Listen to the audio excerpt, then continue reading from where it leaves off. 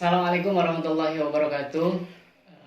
Alhamdulillah kita berjumpa lagi bersama kami di channel kebanggaan kita semua, N2 Project. Nah, teman-teman semuanya, saya sekarang sangat bahagia sekali karena apa? Karena kedatangan tamu yang sangat istimewa. Wah, Masya Allah, luar biasa. Istimewa. Terus terang kami sangat senang sekali karena di tengah-tengah kesibukan beliau yang berada di samping kami itu beliau bisa menyempatkan hadir untuk berbincang-bincang. Nah, nanti kita ngobrol-ngobrol insya Allah seputar kehidupan sehari-hari. Berat ya. Berat. Emang siapa sih bintang tamunya? Nah, kita nanti berkenalan. Kita tanya lebih dalam. Kita selain perkenalan juga korek-korek tentang apa tuh? Tentang ilmunya dong. Iya, betul. Tentang ilmu pokoknya ya. Langsung aja kita sapa bintang tamu kita. Assalamualaikum Kang Ustaz. Waalaikumsalam warahmatullahi wabarakatuh. Sampurasun. Rampes. Alhamdulillah. Terus terang Kang, saya deg-degan sekarang karena kita Sami. bertemu.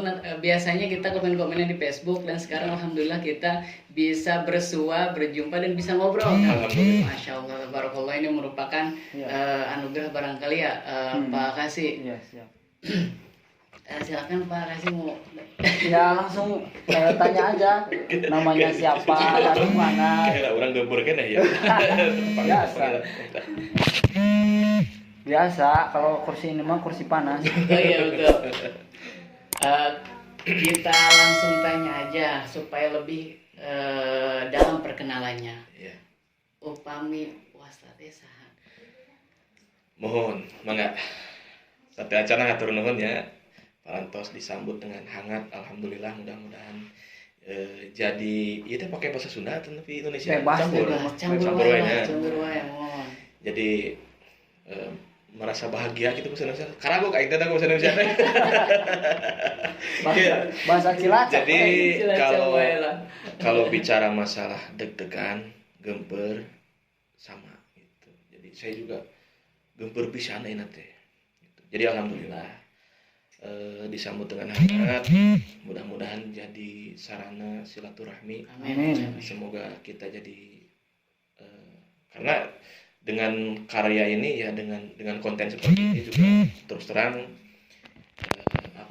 semakin mempererat tali persaudaraan. Jadi dengan karya kita saling menyambung silaturahmi. Upami nami mah cing kuring teh panginten da ka abdi teh sok nu nyarios primus ieu teh. Oh gitu. Pria muka sejati. Bukan pria muka setan. Saya pria muka sejati. Ayeuna mah sok seueur nyebat al ka abdi teh. Ya, duka alhamdulillah duka alpukat gitu. Al-Ghazali. Abi teh terang-terang ka Pak Lurah teh salerosna mah ayeuna nami asli mah teh terang. Terangna teh Dilan. Oh, Dilan terangna teh. Kan dina Facebook ramena Dilan. Ayeuna saha geuningan ganti deui cenah. Ada nama Aldebaran. Nami Anton Wartono. Nami Anton Wartono. Alhamdulillah ti kapungkur ge ka ayeuna teh acan gentos. Jeung teu aya rencana bade gentos deui. Bade gentos Anton Abok gitu. Eta mah tos aya Anton Abok.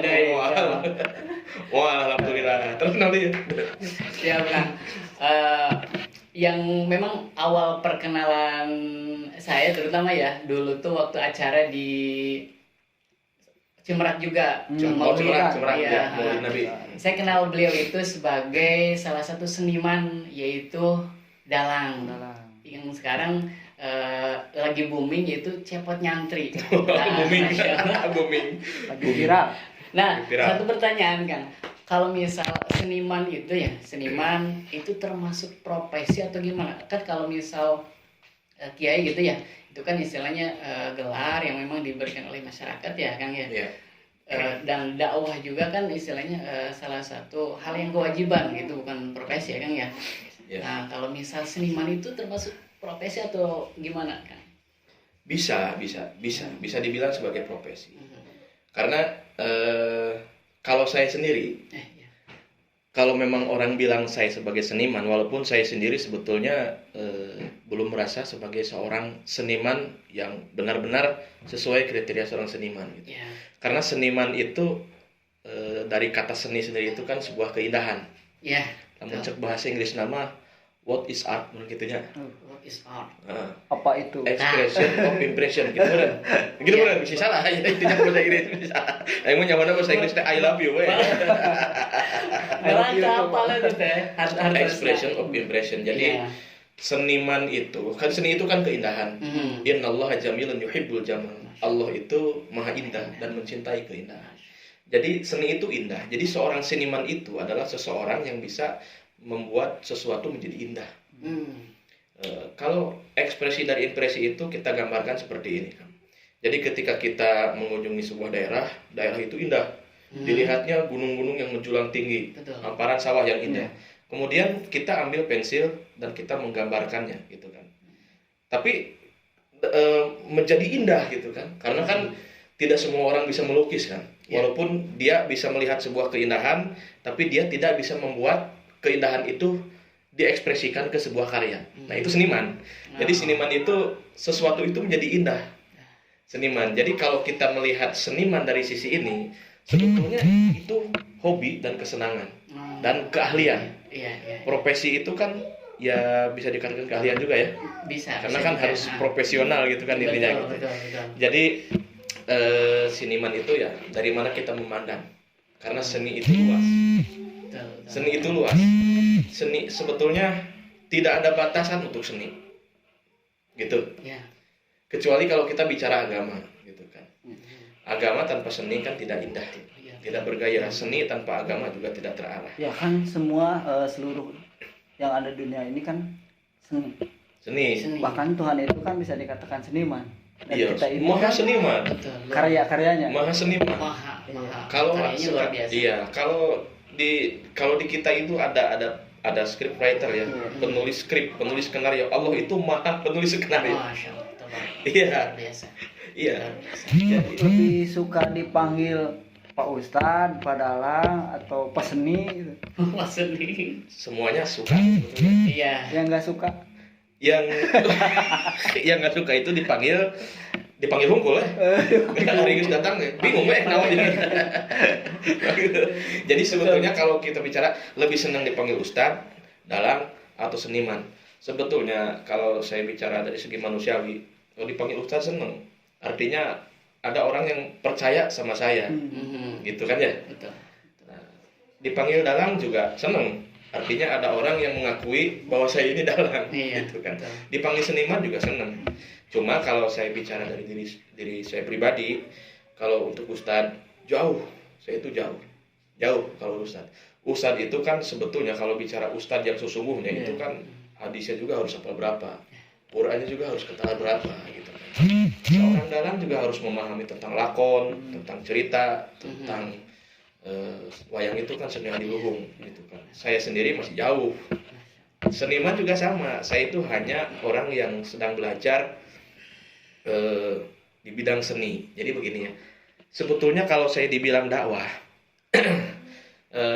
dakwah itu kan mengajak. Ceramah itu kan artinya kita menyampaikan tentang agama. Jadi saya itu sebetulnya kalau bicara lebih senang yang mana, saya itu sebetulnya lebih senang sebagai seorang seniman aja.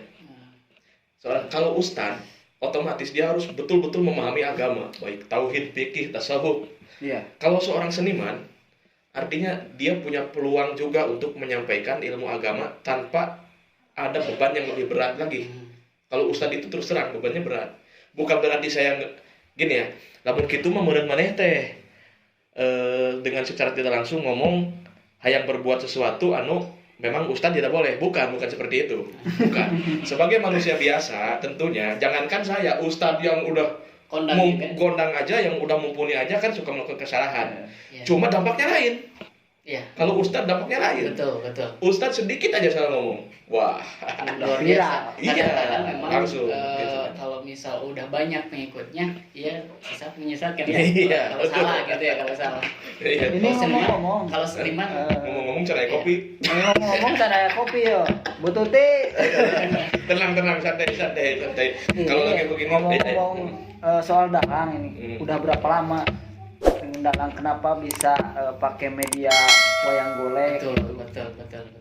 Dan yang diambilnya si cepot itu. Kenapa nggak Semar gitu? Lah, alasannya apa tuh? Oh, Aduh, sudah gini udah cabut video lah ya. Mimiti aing bunga ditanya, kenapa pakai media wayang? Oh, Ditanya iya. kunon pakai cepot aja aing. Tadi teh mimiti nanti naon? Udah berapa lama Oh. Dalang? Kalau persisnya sebetulnya saya kurang tahu karena dulu saya sempat sakit 2 tahun. Sempat terhenti 2 tahun. Jadi kalau Sesudah ngoyang itu. Jadi sudah kalau nggak salah, seingat saya dulu sebelum sakit itu saya udah berjalan 1 tahunan, 1 tahun lebih lah. cepot nyantri itu. Cepot nyantri itu karena lebih lah 1 tahun lebih ya. Mungkin udah menuju ke 2 tahun karena di awal-awal tahun itu kita kan cepot nyantri itu nggak pakai kendang, kita cuma pakai organ aja, organ. Kemudian bertahap pakai kendang, kemudian sekarang ada alok gitu. Dulu kurang lebih kisaran waktu aduh kopi kopi alhamdulillah. Bangga, Masya Allah. Matur nuwun Ibu. Sok lajang Oh iya siap. Ayo terus ningali kopi itu. Intermezzo. Jadi dulu sekitar kisaran 2 tahun saya itu sempat terhenti karena sakit selama 2 tahun. Secara medis saya terkena penyakit lambung, asam lambung, gastritis apa ya? Iya asam lambung. Karena kan beda katanya asam lambung beda. Oh gitu. Iya. Oh. Iya kan penyakit lambung itu kan ada yang lambungnya luka, ada yang memang asam lambungnya naik terus. Gitu. Dulu 2 tahun karena saya nggak bisa jalan, nggak bisa kemana-mana, saya terbaring selama 2 tahun sampai kurus. Dulu kurus gitu, begang. Kemudian Kayak itu ya. Hah? Kayak itu. Ini mah mendingan masih Lebih kena lagi. kaciri daging mah. Langsung Mendingan gitu. ya, Pak. Ciptaan Kayak Allah. karena Mohon maaf. jadi terus terang saya teh gember itu. Jadi 2 tahun saya terbaring. Dulu saya udah job lumayan banyak sih. Dulu ke Brebes juga udah berapa job. Akhirnya dibatalkan. Kemudian dulu ada dalang pengganti dari daerah saya, dalangnya. Cuman itu udah lumayan tua usianya. Maksudnya lebih tua dari saya gitu. Cuma nggak lama itu nggak lama. Karena kesini orang tahu gitu. Jadi bukan berarti saya bagus, karena yang udah tahu saya pengennya saya gitu, waktu itu. Iya. Selama 2 tahun saya terhenti, kemudian berbagai obat udah saya coba. Bukan iklan ya? Iya. Bukan ya? Karena di sini kan kita syiar juga nih. Betul. Alhamdulillah semenjak saya mengkonsumsi madu sama itu apa namanya habat Habat itu sauda, ya. ya. Itu cuma saya beli yang udah dikemas, itu yang udah serbuk dulu. Karena kan katanya lebih bagus yang minyak. Cuma dulu saya beli yang serbuk. Nggak langsung sembuh, cuma bertahap. Akhirnya saya mulai bangun, kemudian mulai manggung lagi. Walaupun dulu setelah sakit 2 tahun, dalam jangka waktu setahunan lebih, saya kesehatan saya itu manggung itu nggak maksimal. Bahkan saya sering manggung dulu pernah saya sampai digotong dulu. Pulang manggung sampai digotong, nggak kuat. Tensi 70. Tensi darah saya sampai 70. Tensi darah saya sampai 70. Besoknya mau manggung lagi. Kalau kata medis itu katanya saya harus ikut, cuma karena saya nggak mau ninggalin job saya yang karena waktunya tinggal besok, nggak mungkin saya batalin. Akhirnya saya maksain manggung dengan tensi darah 70. Cuma saya waktu itu dikasih air gula aren asli, katanya bagus itu buat yang tensinya rendah. Alhamdulillah saya bisa manggung dengan durasi kurang dari 1 jam. Tapi sampai tambah ceritanya itu. Ya kalau gini, kalau manggung saya itu kan walaupun pakai media wayang, saya nggak punya lakon, nggak kayak wayang Purwa. Iya. Kalau wayang Purwa kayak Dalang Dadan Sunandar itu kan pakai lakon gitu, pakai cerita. Kalau saya mah enggak. Makanya sebetulnya kalau bicara tentang masalah ini sebetulnya bisa dikatakan lebih berat juga kalau saya mah. Dengan tokoh cepot harus bisa ngomong, harus bisa ngelucu, Harus bisa monolog. Harus bisa dakwah juga. Iya. Biasa. Luar biasa. Kalau misalnya dalang Purwa, walaupun dia nggak ngelawak, walaupun dia nggak dakwah, asal tamat aja lakon, Iya. tuntas kan jadi dalang. Iya. Kalau saya mah kan nggak begitu. Saya mah kalau misalnya saya nggak bisa ngelucu, nggak bisa dakwah, Ngapain saya? Itu berarti skripnya bikin sendiri juga? Enggak. Kalau saya enggak. Saya tanpa skrip. Oh itu. Iya. Malah tanpa skrip. Tanpa skrip. Kalau begini tanpa skrip. Kalau cepot nyantri itu enggak. Kenapa kalau Nggak gini cepot? kan, nggak gini tiap panggung dari Cibingbing di sini tuh rata-rata beda-beda ceritanya. Nah, itulah yang jadi pikiran saya sekarang. Ini saya di sini itu manggung itu udah lebih dari 10 kali kalau saya hitung itu. Saya harus pakai lakon apa lagi nih kalau lakon gitu. Jadi improvnya harus emang cemerlang, cerdas. Jadi gitu. kalau boleh jujur, sebetulnya saya sendiri pun mengakui kalau saya mungkin keilmuan saya belum mumpuni sebetulnya. Cuma karena saya juga sambil belajar dan kapan lagi kita seniman itu mau ikut istilahnya apa namanya? Ikut membantu ya ulama, ya kiai, ya ustadz untuk syiar Islam. Juga melestarikan budaya Juga gitu kan. Jadi memang perlu kita akui bahwa menjadi seorang dalang atau khususnya seperti cepot nyantri seperti ini memang kita harus punya wawasan. Dengan durasi yang 1,5 jam atau bahkan katakan saja 1 jam, kita mau ngomong apa gitu kan? Kita nggak punya lakon, nggak punya skrip, gitu kan? Memang intinya ya itulah PR seorang ustadz, PR kiai, PR karena seorang ustadz juga enggak apa ya namanya, nggak bisa walaupun ilmunya tinggi, kitabnya itu udah dibaca terus melotok gitu ya, udah mau ngasih kitab, nggak bisa serta merta dia bisa berceramah di depan umum dengan menyampaikan ilmu. Ada metodenya juga. Iya, betul. Ada metodenya juga. Ya karena begini, karena ada yang bilang sama saya, kenapa kamu dakwah itu harus pakai ngelucu? Ini agama. Kalau saya melihatnya bukan dari situ sebetulnya.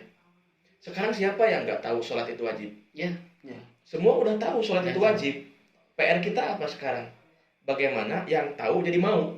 Tuh. Sekarang itu HP udah pada bagus. HP itu sekarang udah halus-halus lah gitu ya. HP pemewah-mewah. Tanya pulsanya punya nggak? Betul. Sekarang itu ilmu agama udah pada tinggi. Anak kecil juga udah pada pinter ngaji. Coba. Dari sekian orang yang pintar, yang ahli ngaji, kira-kira berapa persen orang yang benar-benar menjalani syariat itu? Yang mengamalkannya. Iya, Termasuk saya juga gitu. Apalagi saya ilmu agamanya memang belum mumpuni gitu kan. Karena PR kita itu bukan hanya membaca kitab yang tertulis saja. Karena banyak sesuatu yang harus kita baca sebetulnya. Gitu kan. Memang salah satu kelebihan beliau ya dalam kelebihan berat badan. itu dalam ketika berdakwah ya ketika berdalang gitu ya, itu disusupi disisipi dengan itu berdakwah itu memang salah satu hal yang menarik bagi saya terutama ya. Dan salah satu fans juga tadi. Iya. Kenapa pakai wayang golek? Kenapa nggak berdakwah dengan cara ya kayak kiai-kiai gitu? Nah, berarti ini nyambung Mas Imati. Kenapa harus pakai ngelucu? Yeah. Itu sama aja. Sebetulnya lucu, wayang, cepot itu semua metode sebetulnya. Kenapa harus pakai ngelucu? Kalau saya melihatnya begini, orang yang datang ke pengajian itu kepalanya beda-beda. Ada yang dari rumah udah berantem sama istrinya. Gara-gara joget. Gara-gara jogetnya. Gara-gara di Facebook komen-komenan masalah nyanu. Jadi yang datang ke pengajian itu kepalanya beda-beda. Ada yang mungkin dia problem setoran. Mungkin problem di kantor atau semua problem. Jadi datang ke pengajian itu jadi bukan hanya sebatas untuk ngaji. Jadi gimana sekarang? Gini aja. Sekarang kalau misalnya orang yang di rumahnya udah berantem, di rumahnya itu lagi banyak masalah, datang ke pengajian terus kita dengerin ngaji yang serius gitu kan. Seenggaknya gini, ini saya analogikan aja ya. Ini bukan kisah nyata. Kita analogikan aja. Ada suami istri yang berantem. Ini sampai ke tempat pengajian ini nggak saling sapa nih. Si suami istri. Ternyata pas di pengajian mereka ketawa. Nggak kerasa tuh istrinya nanya sama suaminya. Lucu ya kan? Iya. Nah kan secara nggak langsung akhirnya akur. Ini analogi aja. Contohnya seperti itu. Jadi di samping kita memberikan ilmu, karena memang saya juga menyadari sekarang masyarakat sekarang itu ilmunya itu kalau menurut saya sekarang wawasan itu udah pada tinggi-tinggi sebetulnya. gitu kan. Banyaknya informasi yang Banyaknya diterima. informasi juga sekarang kan media akses ilmu Mudah ya. mudah kan sekarang. Jadi makanya tugas kita juga sebagai seorang mediator ya, sebagai seorang media baik dalang Ustadz, memang wawasan kita harus diperluas lagi. Gimana saya yang nggak kuliah harus ngisi di acara mahasiswa Di kampus. di kampus. Jadi narasumber. Saya kan juga itu pakai cepot. Oh, Pernah itu Bang? Pernah berapa kali saya diundang ke acara mahasiswa gitu kan. Dan saya juga pernah dulu diundang sama mahasiswa juga. Gitu kan, acara KKN, baik di acara yang memang mudah khusus diadakan oleh mahasiswa. Memang dari situ kan, karena bukan hanya sesuatu yang akademis gitu kan, mereka juga melihat ada sesuatu yang menarik. Ada sesuatu yang menarik, yang memang gini aja. Saya kan sering membahas tentang bambu runcing. iya. Iya. Kemerdekaan itu kan identik dengan bambu runcing.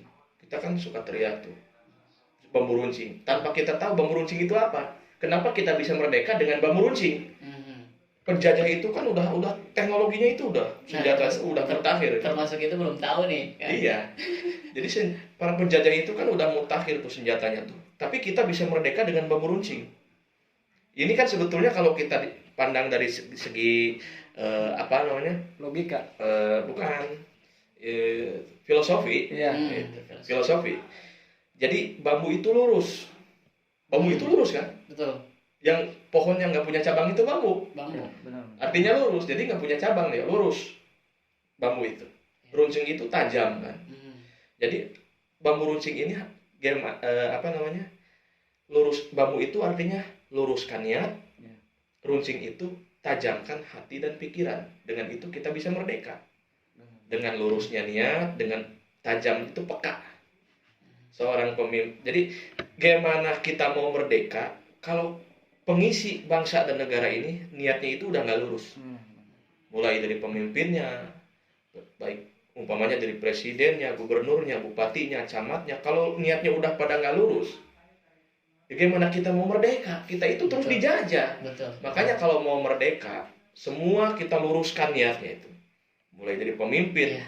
dari Masya atas sampai dari bawah, harus punya bambu runcing. Artinya harus punya niat yang lurus.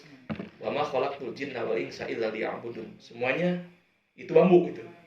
Runcing itu tajam itu peka hati dan pikirannya itu dengan situasi. Artinya responsif. Iya. Gitu. Nah, itu seperti itu kurang lebihnya. Jadi memang kalau dilogikakan, misalnya secara logika, masa bedil pakai bambu runcing. lawan bambu runcing? Kalah Gitu ya. ya. Iya. Nah, Iya. Nah ini yang tadi kenapa harus pakai cepot? nah, Apakah untuk tokoh cepot itu memang karena spesial. Iya, calokah? iya. Terlepas daripada karena saya belum begitu memahami mendalam tentang dunia perwayangan ini, karena Cepot ini kan tokoh punakawan. Ya. Semar ini kan dihadirkan dalam dunia wayang itu sebagai tokoh apa yang namanya saya lupa itu. Intinya untuk memperbaiki apa tuh namanya tuh. Wayang itu kan kalau dilihat dari sejarah itu kan dari Hindu. Sejarahnya itu kan wayang itu India, kan ya. dari India.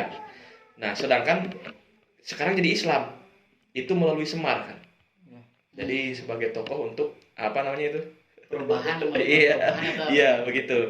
Nah, Cepot ini adalah dia sosok boleh kita katakan pinter, tapi kadang ceroboh. Ngomongnya itu bebas. Iya. Nah, Tokoh. Nggak kayak dalang yang lain ya. Iya. Kayak dalang yang lain. nggak kayak Iya, dalang. itu Boleh, tokoh yang lain. Tokoh yang lain ya. Iya. Dalang. Gitu. Kalau Dewala itu lebih cenderung ke pendiam. Cuma dia punya pemikiran yang lebih dewasa daripada kakaknya si Cepot. Kalau si Cepot pemahamannya mungkin dia lebih pinter. Dia itu lebih peka terhadap situasi dan keadaan, tapi dia itu bebas. Jadi muncul bahasa orang nama maksudnya tokmol gitu kan. Nah, itu gambaran. Makanya kan ada yang mengatakan astra jingga itu astra tulisan, jingga itu merah. Jadi kalau dirapot udah ada nilai merah itu kan jelek tuh. Peringatan. Iya, itu seperti itulah gitu kan.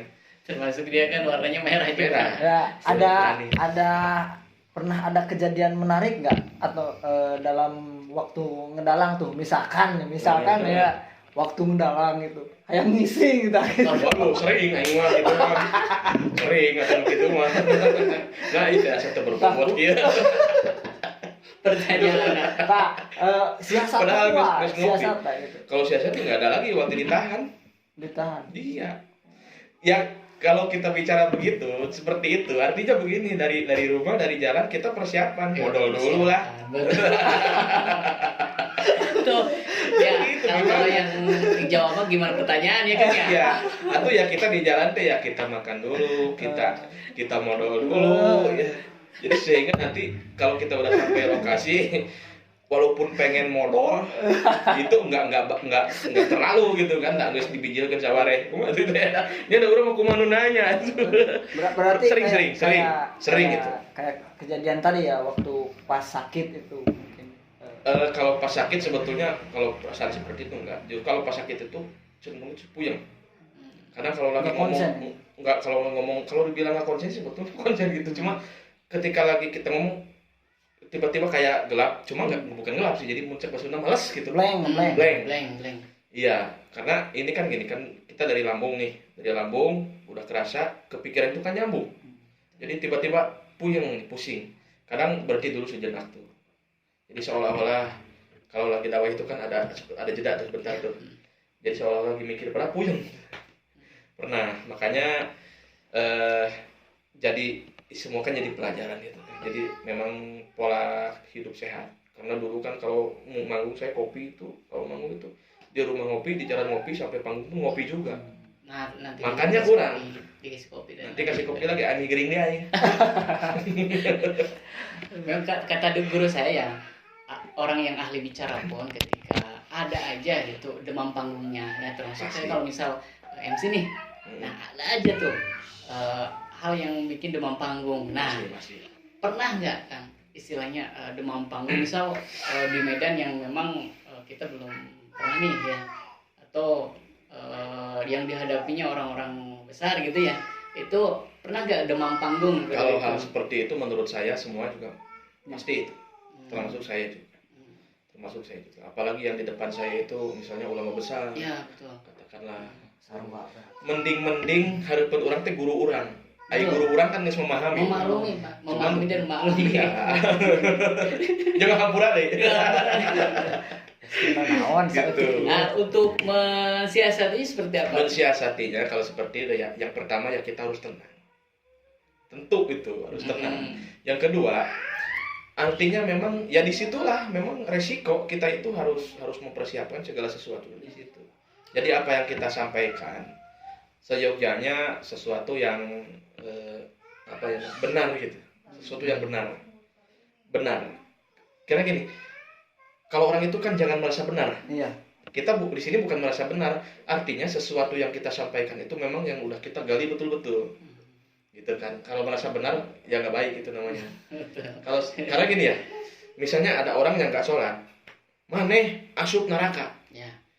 Judge. Cuman kan ada yang menjudge. Ada orang, kamu jangan menjudge dia masuk neraka, kamu bukan Tuhan. Kita bukan Tuhan. Di sini kita hanya mengatakan sesuatu yang memang udah ada keterangannya. Betul. Betul kan? Betul. Jadi di satu sisi memang kurang baik juga seperti itu sebetulnya. Walaupun memang di keterangannya ada. Itu kan yang amal yang paling pertama dihisab itu kan sholat gitu. Cuma ya artinya apa yang kita sampaikan itu memang sudah benar-benar kita kaji dan artinya memang bisa dipertanggungjawabkan. Betul. Dan Dan penyampaiannya bil hikmah. Iya, Gitu ya. betul. Kalau misal sembarangan yang pasti nggak diterima gitu ya. Kalau bil hikmah kan emang kalau menyampaikan sesuatu harus dengan hikmah. Betul. Nah, Iya. kalau ngedalang kan itu berbeda-beda Kang suaranya. Nah itu gimana tuh? Bisa dicontohkan nggak misalkan suara cepet, suara Aduh. Digawai. Kopi heula. Ditampilkan. mohon. Ayo Pak. Bismillahirrahmanirrahim. Mangga ka para wargi anu nuju ngopi, wilujeng ngopi, anu nuju nyusu, wilujeng nyusu. Tapi emang ku istri abdi mah ngopi saurna ya. Mohon. Uyos di mana bae. Oh ya, Nyusu di rombok. tapi anu paling resep susu kenyot. Nu kumaha tah? Nya di apa sih susu ultra itu kan dikenyot. Soalnya kan Soalnya abi mah resep nyot gitu. Nah gitu mohon emang gitu kan ku sedotan biasa Ya. tapi sana atau kemana-mana Kayak lah gitu. lo anak kecil gitu Alhamdulillah. Serius ya ngobrol tanya. Nah, pengen tahu teknik Delapan. Ya. suara Kalau itu jelas latihan. Jelas. Barang siapa yang ingin jadi dalang, ya segala sesuatu latihan, belajar, proses juga, gitu kan. Kita bisa suara itu nggak serta merta bisa, gitu kan. Walaupun sebetulnya ada yang termasuk saya juga sebetulnya otodidak, kebanyakan otodidak, gitu. Jadi kita mengenali atau bisa suara-suara seperti itu dari kita sering mendengarkan wayang. Dari kita sering nonton wayang, akhirnya kita mengenali oh iya suara iya gitu kan. Cuma kan disebutnya nggak jadah gitu, jadi tanpa guru gitu kan. Otodidak itu memang proses latihan gitu. Oke Pak Kasih, ini pembicaraan kita memang sangat seru sekali. Namun Sampai-sampai kita lupa bahwa beliau sekarang ada tugas untuk menghibur masyarakat Desa Sukamaju. betul. Kang sedikit pesan kan untuk kami yang remaja supaya satu mungkin cinta seni dan Berkarya dakwah juga tetap berkarya. Untuk semuanya aja ya anak muda, karena di sini kita semua ini masih muda nih. Kita satu semua angkatan kan. satu ya anak muda. Jadi seni itu keindahan, sedangkan Allah itu maha indah dan mencintai keindahan. Artinya kita mencintai seni ya. Cintailah seni karena seni itu keindahan. Dalam arti seni di sini ya segala sesuatu intinya indah aja. Kebersihan juga itu sebetulnya seni juga, keindahan. Di rumah tangga itu udah pakai seni kan. Rumah tangga udah pakai seni gitu. Terus kalau menurut saya pesannya kita lestarikan seni ya. Kita lestarikan seni. Kita kalau bisa sih kita juga termasuk salah satu pelaku seni walaupun kita nggak jadi seniman gitu kan. Iya. Terus nanti ya kan mencakup seni doang kan? Iya. Betul ya. Nah, jadi intinya pertama kita cintai seni dan jadi pelaku seni, artinya kita pelaku untuk menciptakan keindahan, sesuatu keindahan, baik itu di lingkungan, di keluarga, di rumah tangga, ataupun di panggung. Yang kedua, keindahan dengan Tuhan. atau keindahan itu jelas itu, jelas. Karena setelah kita bisa membuat keindahan di sini jelas itu secara itu jelas berhubungan dengan Allah. Karena Allah itu mencintai keindahan. Kalau kita bisa membuat keindahan, artinya Allah mencintai kita dong. Nah, terus intinya belajar lah ya untuk para pemuda, kita itu nggak akan pernah sukses tanpa kita tahu bagaimana rasanya susah gitu. Karena orang yang sukses pasti dia kenal dekat dengan susah. Lamun sakolot mah gede perih bakal jelma anu gede perihna bakal gede peurahna. Kalau mau jadi legend atau mau jadi sang legenda, ciptakanlah sesuatu yang bisa kita ciptakan sendiri. Bukan berarti kita tidak boleh menjiplak atau mencontoh karya orang lain. Kasihlah 30%-nya, kasihlah 40%-nya. Sisanya yang lebih besar, yang 60%, 70% itu udah kita yang menciptakan sendiri. Copyright. Copyright bagi saya boleh-boleh aja sih sebetulnya. Kalau kita menjiplak selagi itu baik dan memang itu bisa diterima oleh masyarakat, tapi usahakanlah bahwa karya yang kita ciptakan sendiri itu mendominasi dalam karya-karya kita. Sehingga kita menjadi legend. Karena nggak bisa dipungkiri, Abah Asep aja yang legendaris, itu banyak juga yang menjiplak dari seniman lain. Itu sah saja menurut saya, dan memang seniman seperti itu. Cuma saya katakan sekali lagi, jadikanlah karya kita itu didominasi oleh ciptaan kita sendiri. Gitu. Sakit itu pengen. Iya. Masya Allah, tabarakallah, alhamdulillah. Kita ngobrol pengen sampai subuh Kang ini. Insya Allah lain kali hatur nuhun ya. Hatur nuhun bisa. Sekali lagi terima kasih kepada Kang Dalang, Kang Ustadz, Kang Anton Wartono dari Ciamis yang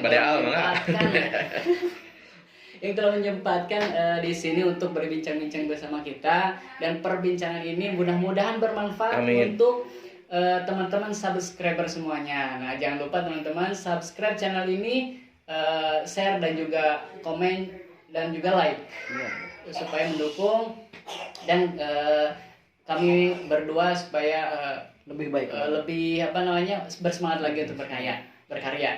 Oke teman-teman semuanya, itu aja yang bisa kami sampaikan kepada teman-teman semuanya, dan mudah-mudahan sekali lagi bermanfaat untuk teman-teman semuanya. Itu, assalamualaikum warahmatullahi wabarakatuh. Waalaikumsalam.